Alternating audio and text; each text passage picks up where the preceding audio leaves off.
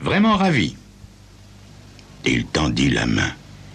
Je m'appelle Buchanan, Ian Buchanan. Il avait la peau froide et légèrement humide. Je retirai vivement ma propre main. Que puis-je pour vous, monsieur Buchanan? Il s'agit d'une affaire, monsieur Thorpe.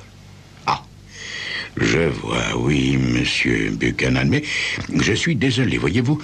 Je me suis fait une règle stricte de ne jamais parler d'affaires en dehors de mon bureau. Toutefois, si vous... Monsieur Thorpe, la question qui m'amène est d'une certaine importance, pour l'un comme pour l'autre d'entre nous. D'une certaine importance, vraiment. Ah, oui, c'est comme j'ai l'honneur de vous le dire, monsieur Thorpe. Ah, mais de quoi s'agit-il, monsieur Buchanan? Des produits pharmaceutiques Lysander, monsieur Thorpe.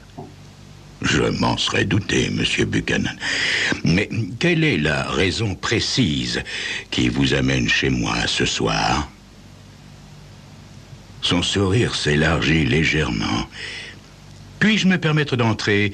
Il ne fait pas très chaud ici, monsieur Thorpe. Je dirais même qu'il fait plutôt frisquet. Monsieur Buchanan, je ne vois aucune raison de vous permettre de pénétrer sous mon toit avant que vous n'ayez clairement mentionné le mobile de votre visite. Il commençait à me porter sur les nerfs. Oui, bien sûr, monsieur Thorpe, bien sûr. Eh bien voilà, pour exprimer la chose en toute simplicité, je suis ici pour vous faire chanter. Je fixai sur lui des yeux ronds. Qu'avez-vous dit, monsieur Buchanan? Dois-je comprendre? Vous avez parfaitement compris, monsieur Thorpe. Il n'y a pas le moindre doute à ce sujet. Et maintenant, me permettez-vous d'entrer? J'hésitai un moment, puis m'effaçai sans prononcer une parole. Nous pénétrâmes dans la salle de séjour. La suite mascarade égrenait ses ultimes mesures et Buchanan s'immobilisa, tendant l'oreille durant quelques instants. Oh, Khatchatourian, quel génie, monsieur. Un talent, voyez-vous, que je qualifierais de monumental. Peut-être un jour prendra-t-il enfin la place qui lui revient parmi les géants de la composition musicale. Je me tenais à ses côtés, impuissant, sur l'épais tapis de haute laine, les poings serrés. J'avais l'impression d'avoir la poitrine prise dans un étau. Lorsque le morceau prit fin, Buchanan s'assit sur l'un des fauteuils et embrassa le contenu de la pièce d'un regard circulaire. Les meubles massifs, le bar de même style et ses hauts tabourets à l'ancienne, la cheminée en pierres apparentes flanquée d'étagères chargées de bons livres, l'ensemble stéréo-magnétophone incorporé dans les boiseries du mur opposé, les tentures de damas brun foncé drapant les portes de verre menant au jardin. Pièce de grand style, monsieur Thorpe, de très grand style. Atmosphère nettement masculine. Il croisa les jambes et se renversa confortablement sur son fauteuil. Je dois vous féliciter de votre goût, monsieur Thorpe, et aussi de la façon dont vous avez su choisir votre environnement. Saint Francis Wood est, à mon humble avis, le plus beau quartier de San Francisco. Et si vous entriez dans le vif du sujet, monsieur Buchanan, vous avez dit, je crois, que vous étiez ici pour me faire chanter. C'est tout à fait exact, cher monsieur. Chantage, quel vilain mot, mais qui ne permet pas les erreurs d'interprétation, vous en conviendrez. J'aurais pu, j'imagine, vous dire que je fais commerce de silence, mais je n'aime pas les euphémismes, voyez-vous.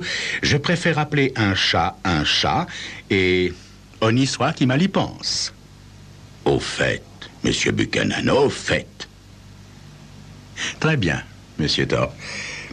Je voulais vous dire simplement que je vais exiger de vous la somme relativement modeste, considérant votre situation enviable dans les produits pharmaceutiques Lysander, de $1000 par mois, afin d'assurer mon silence en ce qui concerne certains épisodes de votre passé. Comment, Monsieur Buchanan? Quel épisode?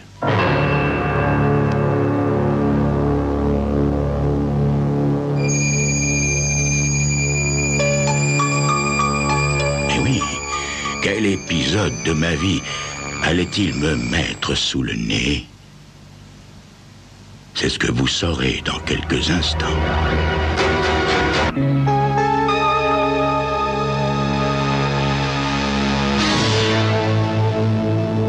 Voyons, Monsieur Thorpe. Nous connaissons parfaitement l'un et l'autre le squelette particulier que vous dissimulez dans votre placard. C'est la seule tâche que l'on puisse relever dans les 65 ans d'une vie par ailleurs exemplaire et qui constitue une carrière dont tout homme pourrait à bon droit se féliciter. Dois-je vous rappeler certains détails qui ne sauraient manquer de vous être fort désagréables? Vous n'êtes qu'un bluffeur, Monsieur Buchanan. Il haussa légèrement les épaules. Voyons, Monsieur Thorpe, voyons.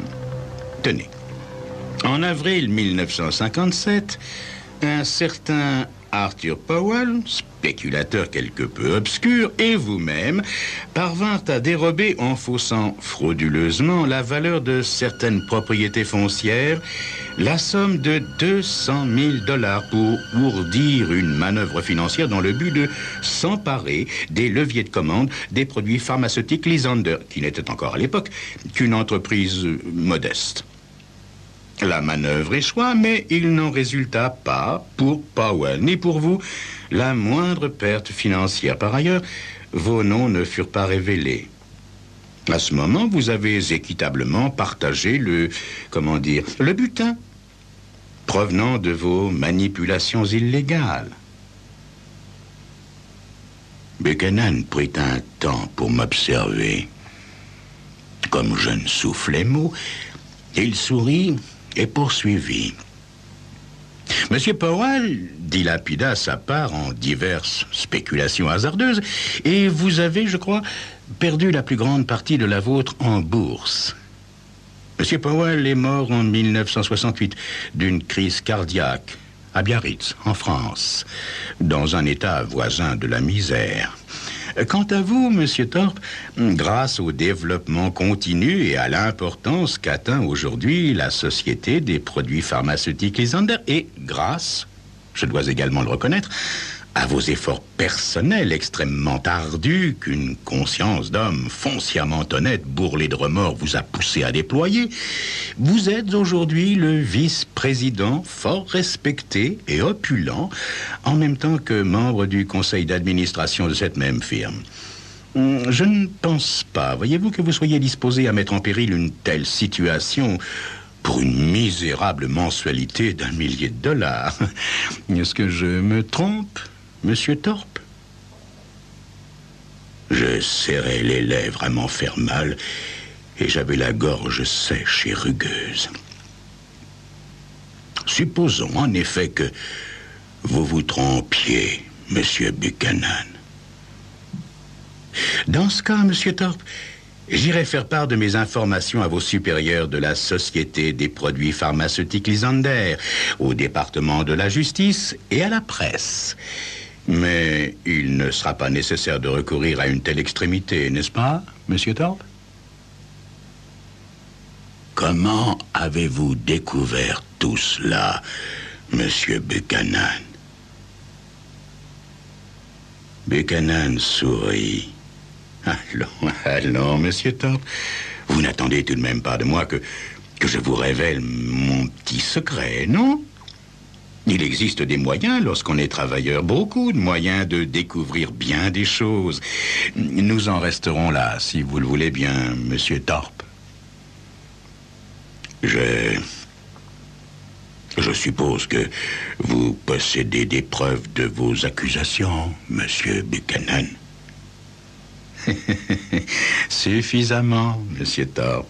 Largement assez, en tout cas, pour susciter l'intérêt et provoquer l'ouverture d'une enquête et, selon toute vraisemblance, déclencher un scandale public. C'est bien, monsieur Buchanan, c'est bien, c'est très bien. Je vous paierai votre mensualité de $1000. Voilà qui est parlé, monsieur Thorpe. Pas de faux fuyants, pas de rodomontade. C'est exactement ce à quoi je m'attendais de votre part. Vous êtes un homme plein de sagesse, monsieur Thorpe. Oui, monsieur Buchanan, oui, oui. J'imagine que vous voulez toucher votre première mensualité dès à présent. Son sourire s'élargit. Si vous possédez la somme en espèces, cela m'arrangerait fort. Je vous remercie, monsieur Thorpe. J'accepte très volontiers. Je traversai la pièce d'une démarche peu assurée et repoussai un certain nombre de livres disposés sur l'étagère, à droite de la cheminée. Une légère pression sur un petit bouton fit glisser l'un des panneaux de bois couvrant le mur, et je manœuvrai les cadrans commandant l'ouverture du coffre-fort qui se trouvait derrière. En un instant, la porte pivota sur ses gonds. Un revolver calibre 32 et une liasse de documents d'importance vitale en constituaient l'unique contenu. Mes doigts se posèrent sur la crosse du revolver et je fermai les yeux pour réfléchir. Est-ce que je disposais d'un autre moyen? Non. C'était vraiment la seule issue. Je levai l'arme et me tournai lentement pour faire face à Buchanan, étreignant la crosse d'une main ferme. Il me considérait fixement de ses yeux noirs brillants qui s'arrondissaient au point de ressembler à de grosses billes d'anthracite poli. Ses mains s'agrippèrent au bras du fauteuil, mais il entreprit de se lever d'un mouvement convulsif. « Restez où vous êtes, Buchanan, ne bougez pas !» Il retomba en arrière.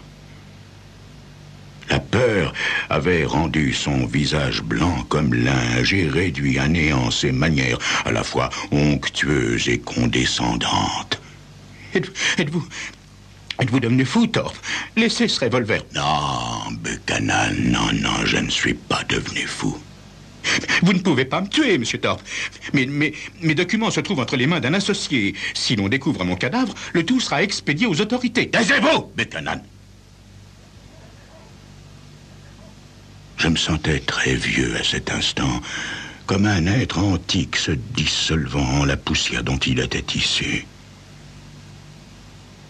Je ne vais pas vous tuer, Buchanan, quoi que je puisse être par ailleurs.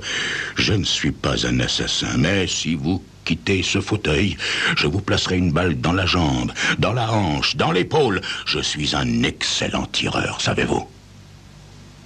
Buchanan tremblait de tous ses membres et me fixait de ses yeux ronds. L'incrédulité se mêlait maintenant à la peur. Mais alors, qu'avez-vous l'intention de faire, monsieur Thorpe? Je vais appeler la police, Buchanan. La police? Ne faites pas l'imbécile, Thorpe, voyons. Si vous me livrez, il faudra bien que je leur dise tout ce que je sais. Je n'aurai pas le choix. Je vais vous épargner cette peine, Buchanan. J'accomplis les quelques pas qui me séparaient du téléphone. Je vais moi-même leur raconter toute l'histoire, sans omettre le moindre détail. Mais pensez un peu à ce que vous faites, Thorpe. Vous allez être déshonoré, vous risquez même de faire de la prison. Et pourquoi cela? Pour une misérable mensualité d'1 millier de dollars. Enfin, pour l'amour du ciel, vous avez largement les moyens de me verser $1000 par mois, voyons. Écoutez-moi bien, Buchanan. Je paie actuellement une mensualité de $1000 à un type dont l'oncle fut victime de l'escroquerie des propriétés foncières et qui a découvert, je ne sais comment, que j'y étais impliqué. Je verse également $300 par mois à un aide comptable qui est tombé par hasard sur des vieux documents et a su les interpréter correctement. Je verse également $500 à la femme qui était la maîtresse d'Arthur Powell immédiatement avant sa mort. Et tout cela pour payer leur silence. Non, Non, mon petit Buchanan, je n'ai pas les moyens de vous verser une mensualité de $1000, et même si je le pouvais, je n'en ferais rien. Un homme ne peut supporter le chantage et la culpabilité que jusqu'à une certaine limite, au-delà de laquelle la prison et le déshonneur public sont encore préférables. Un 4e maître chanteur constitue pour moi la limite, Buchanan. Vous êtes, voyez-vous, la goutte d'eau qui fait déborder le vase, le fétu de paille qui a rompu l'échine du chameau, le minuscule grain de sable qui fait dérailler la machine. Vous n'aurez rien de moi, Buchanan. Rien. Pas un sou. Après quoi, je saisis le téléphone de ma main libre et entrepris de former le numéro de la police. C'est alors que soudain, profitant de ce que je le quittais des yeux une seconde à peine, Buchanan prit la fuite avant même que je n'ai eu le temps de dire ou de faire quoi que ce soit. Jetant un coup d'œil par la fenêtre, je le vis courir sur le trottoir, courir à en perdre haleine. C'est alors que je décidai de faire la même chose avec les 3 autres maîtres chanteurs. Et, mon Dieu, avec un peu de chance, ça pourrait réussir. Qui sait ?